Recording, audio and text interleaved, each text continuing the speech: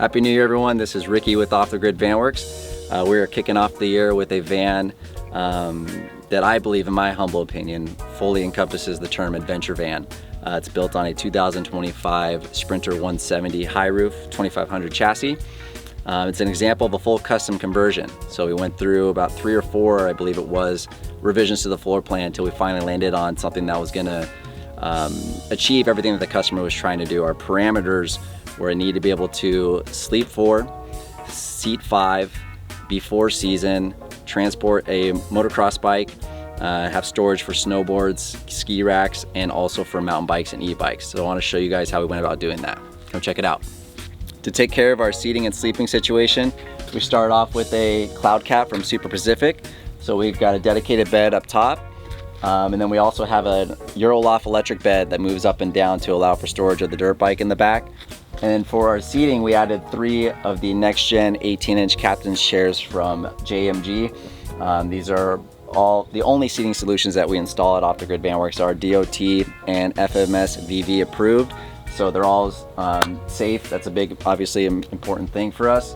These also swivel and adjust forward and back for some modularity in a camper van build. All right, in the back of the van, like I said, we had to find a way to store a motocross bike in here.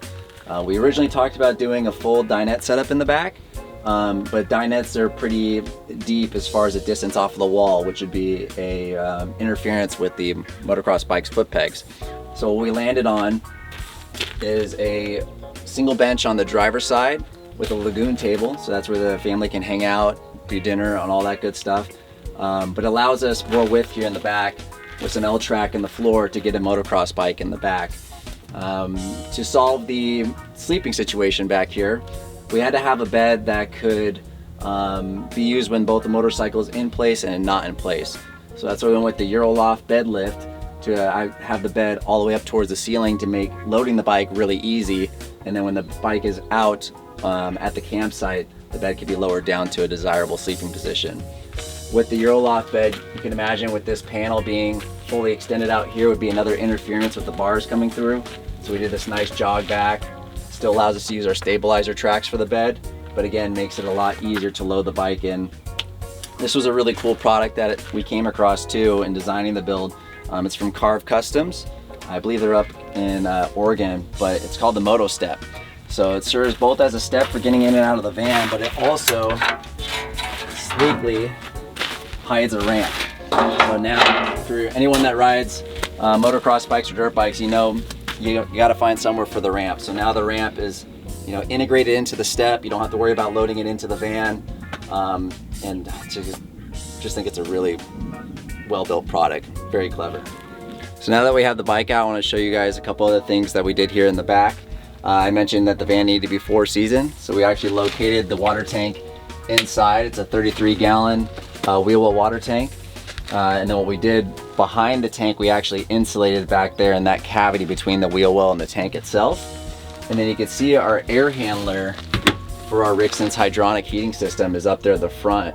So we actually have glycol lines running along from the heat exchanger back here alongside of the tank, because those glycol lines do generate some heat to help assist with the water tank, preventing it from freezing. Obviously, it being inside is huge compared to being outside already to keep it from freezing, but just something supplemental that we did. We did some snowboard racks here on the wall with L-track with removable mounts. We have some more L-track down here, so you can put more snowboard racks there on that L-track. And then we have a gravity grabber ski mount. These are pretty cool. You just slide your skis up, drop in, and that gravity just creates that pinch and holds your skis in place. We have our teak shower deck. Per customer's request, we opted for no interior shower and just an exterior shower only. And then we got some van essential accessories, our lower storage bags, and then a shower curtain that comes across back here for the exterior shower. With all that said, I want to kind of show you the operation of the bed lift, how that works. So the Euroloft bed lift here in the back, it's roughly 77 inches long by 54 inches wide on this particular build. Really easy to use. We just got a switch up here that unlocks it. Very quiet, fast, and drops down to the height that we want to set it at. And there's your bed right there.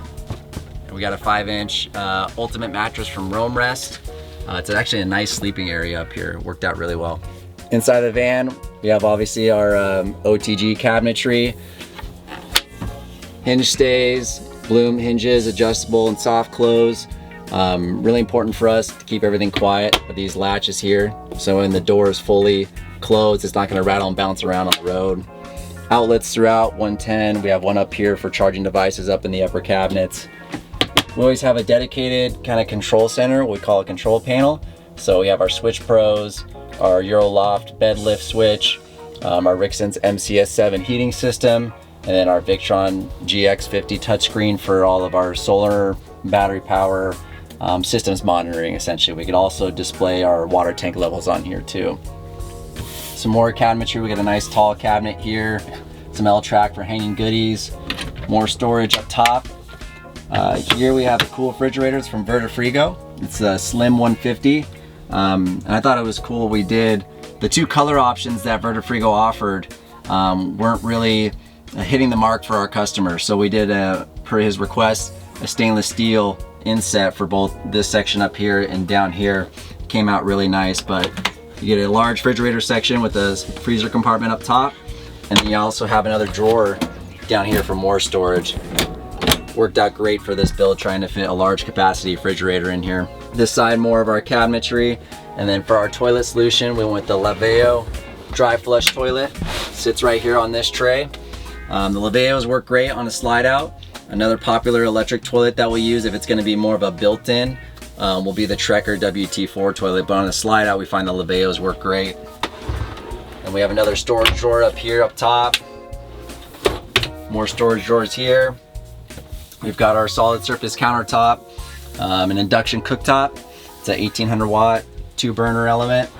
And then we've got our standard 14 by 18 Kraus stainless sink. And then we also did a filtered water solution from Guzzle H2O. It's got the Stealth Flex 5 that's sitting underneath the sink for your, it's a UV backlight and a carbon filter too for your filtered water. Standard GE 700 watt microwave, nice size. We used to use a bigger microwave, felt like it was taking up too much space. And for a camper van, I think that's really all you need up here.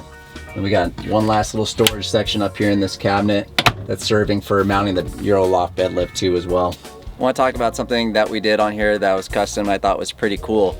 So these cloud caps for the Sprinter are all the same size, whether they're going on a 144 or on a 170 van. Now you can imagine on a 170 there's still all this extra space on the roof. So it was a perfect spot for us to first put our Velvet 2000R air conditioner. But then what we did is we built a custom rack out of 80/20 extrusion so that it's uniform with the cloud cap. But what that custom rack allowed us to do is use a Fiamma F400 series awning, which is I think a 13'6" awning. Compared to, you can imagine if we were only limited to just the cloud cap by itself, would be the 10'6" awning, which is the 300 series. So with that custom rack that we built in the back, we're able to use a full-length awning, the proper size awning for a 170, and then allowed us to mount some accessories too. So the customer wanted us to have a solution for security. So we did Wise cameras all the way around. So if here's something outside of your van in the middle of the night, you can assess the situation on your phone through the Wise app to see how to properly handle it. Also allowed us to do, so we have two 210 watt solar panels on the actual cloud cap itself. We're able to squeeze in an additional 210 watt solar panel right between the pop top and the air conditioning unit itself for a total of 630 watts of solar on here. So I thought that was a really cool, again, very custom, but I think for this build it was awesome to do. And then with that custom rack solution, with a little bit of space that we had left, we're able to use a Starlink Mini nestled into a Voyager mount from Star Mount Systems. So that nestled in really nicely into the rack and will give customer internet access anywhere he goes. On the back doors, we have our traditional Owl Vans Explorer ladder tire carrier on the driver's side.